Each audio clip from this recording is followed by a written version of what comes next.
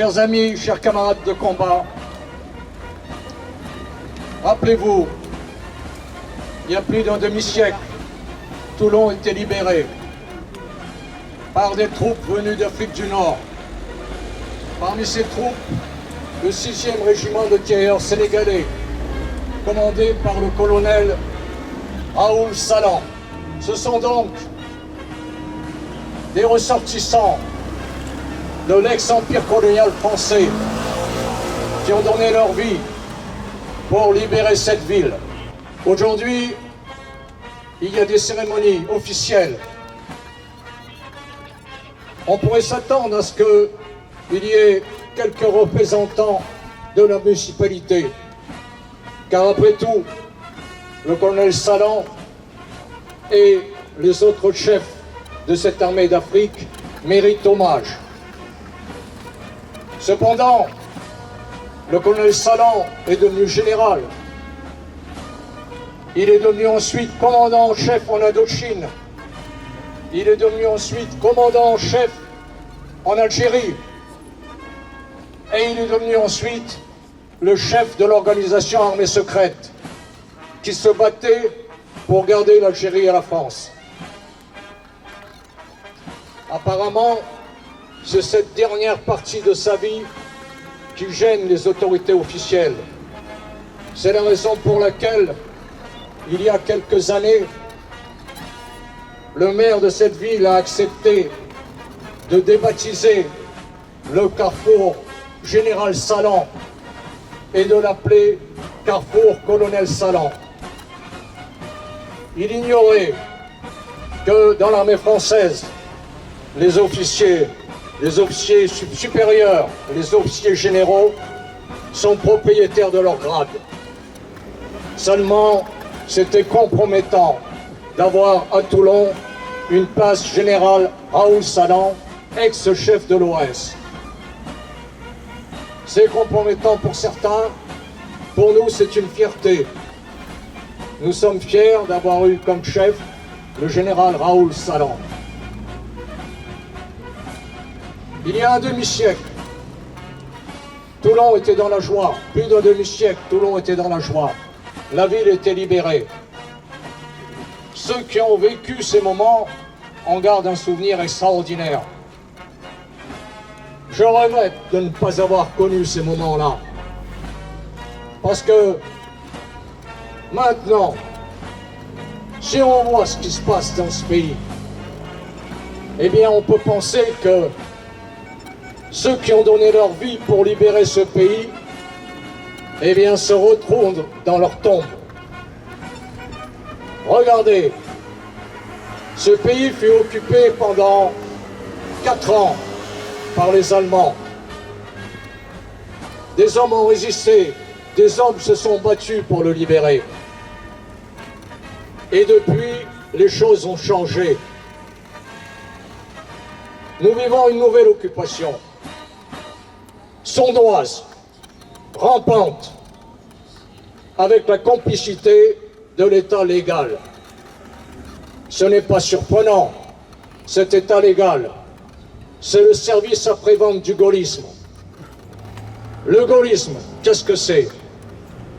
C'est d'abord une œuvre de faussaire. On travestit la réalité.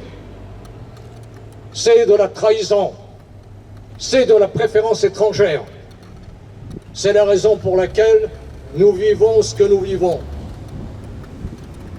Au début de la guerre d'Algérie, les Français d'Algérie se sont dit « Oh, c'est une petite révolte ». On a commencé par faire quelques attentats, ensuite on a attaqué les fermes, ensuite on a posé des bombes, ensuite on a créé une véritable armée. Et au fur et à mesure, les Français d'Algérie se sont dit mais ça va s'arranger, et puis non, et puis l'État va intervenir. Effectivement, on a vu l'armée française intervenir en Algérie. Mais après, à partir de 1958, quand De Gaulle-Charles est arrivé au pouvoir, qu'est-ce qu'on a vu?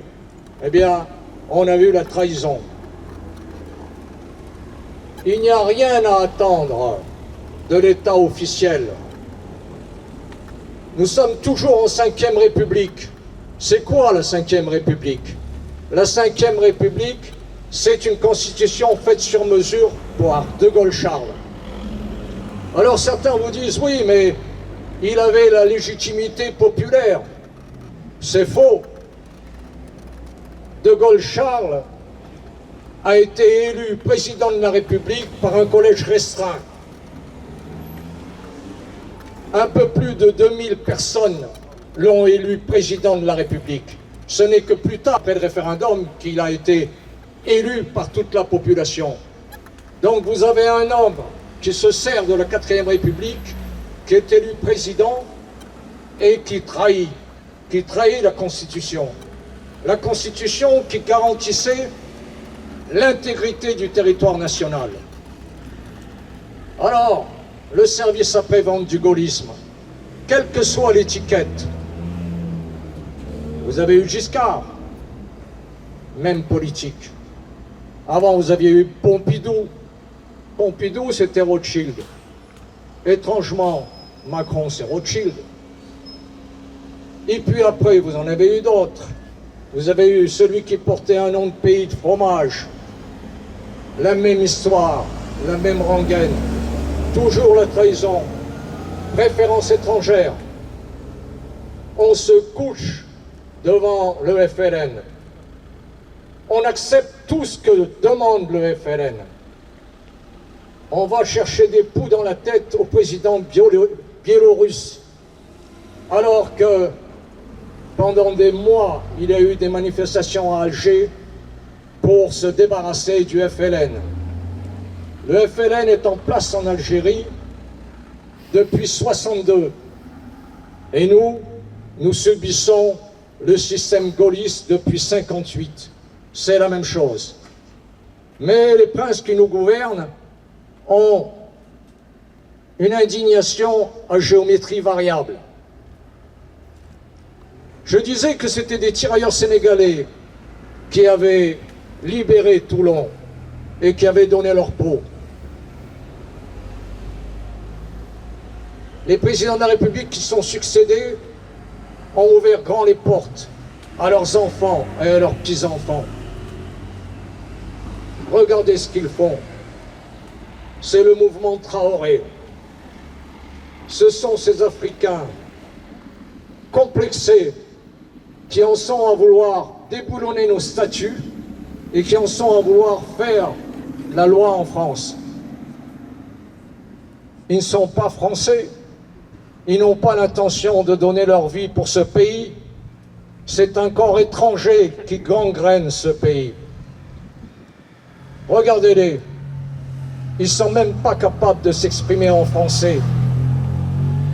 Sur leur pancarte, il y avait un slogan américain que je ne comprends pas et que je ne veux même pas comprendre. Regardez leur dégaine. On croirait des Américains. Eux, ils s'imaginent que c'est l'Amérique, mais c'est le mondialisme. Ce pays est malade. Je ne sais pas ce qui va arriver. Mais ce que je vais vous dire, c'est que dans la vie, il y a des hommes qui se sont dressés pour résister. Vivre, c'est résister. Le général Salon, général d'armée 2 fois, commandant en chef, médaillé militaire, a sacrifié ces dernières années pour défendre le sol de la patrie. C'est un modèle. N'attendez pas la sauvegarde de l'armée française. L'armée française est une armée de prétoriens, de mercenaires. Elle vous tirera dessus si on lui donne l'ordre de le faire. N'attendez rien de la police. Vous l'avez vu agir contre les gilets jaunes. Les mêmes qui s'indignent parce qu'on a bousculé quelques hommes de couleur de l'autre côté de l'Atlantique ont accepté qu'on défigure, qu'on détruise des vies en France. N'attendez rien des partis politiques. Le système est verrouillé. Ce n'est pas parce que vous aurez quelques sièges que vous allez sauver ce pays. Suivez l'exemple de Raoul Salan. Il faut se battre. Si on se bat, peut-être on sauvera ce pays. On n'agit pas pour soi, on agit pour la France. Dans ce pays, il y a trop de gens qui se servent, pas assez de gens qui servent la France. Raoul Salan, c'est une figure pour une médaille. Il a fait son devoir. Je vous demande de vous rappeler toujours de ce qu'a fait cet homme. Je vous remercie de votre attention. Bravo. Nous allons procéder au dépôt de gerbe. La gerbe des amis de Raoul Salan.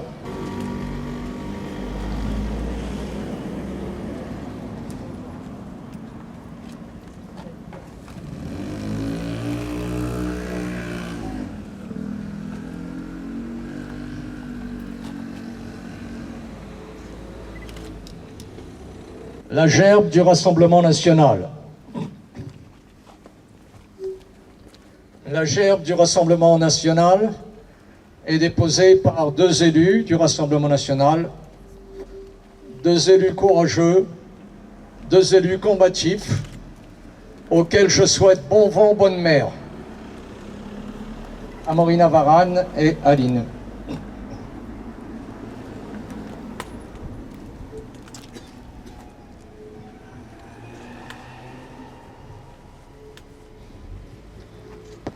La gerbe du Cercle national des rapatriés, déposée par Pierre Fortin. Pierre, tu vas dire que je note, je vais encore répéter. Ce terme de rapatrié me reste en travers de la gorge. On n'est pas rapatrié, on est réfugié.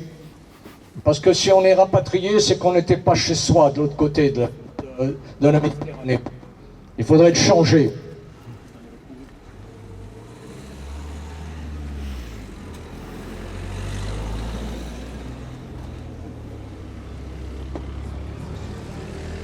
La gerbe de la DIMAD. La gerbe de la DIMAD s'occupe de la trésorerie de la DIMAD. Il a le travail le plus ingrat.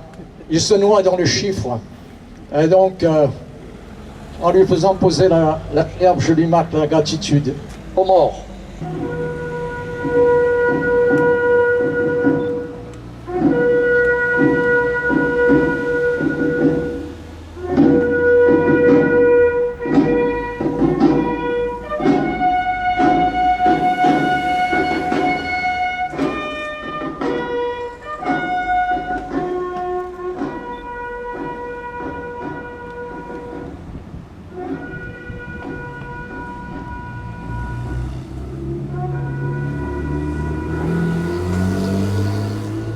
Maintenant, les Africains.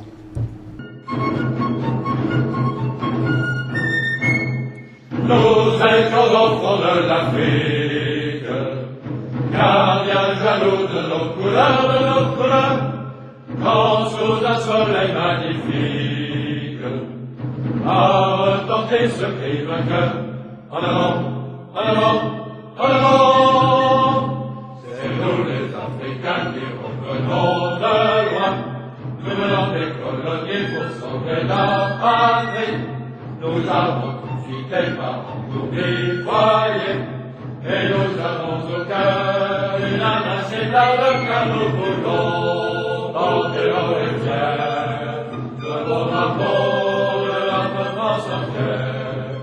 Et si quelqu'un venait à y toucher, nous serions là pour mourir accepter. La tête en haut, à nos amours, pour le pays, pour la patrie, pour les loin, c'est nous les Africains.